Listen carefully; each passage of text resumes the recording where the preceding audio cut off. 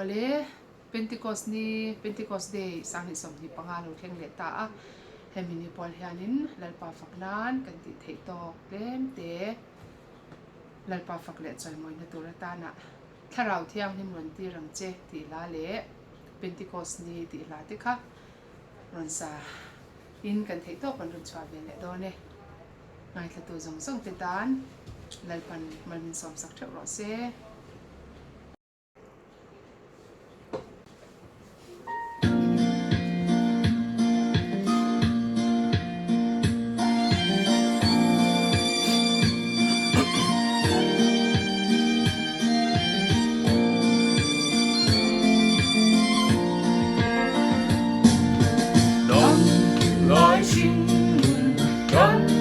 Trong xuân nhạt xuân in hương hoa cánh trào để chi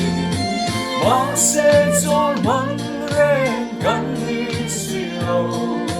lần qua linh thu thể u giam lo mình trong chiến tra đi chia sẻ lòng buồn lần qua mặt thiang gần ai Ni Thlarau Thianghlim rong Pentecost Ni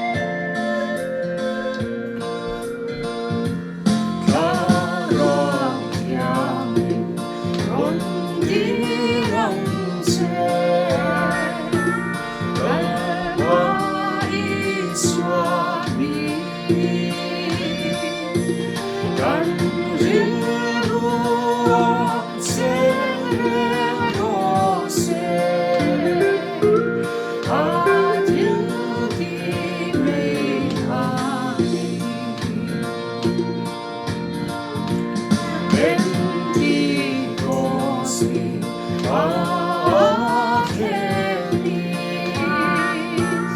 Ulang Pentecost Sudinan suan sunang syari, Ribuan lupakan.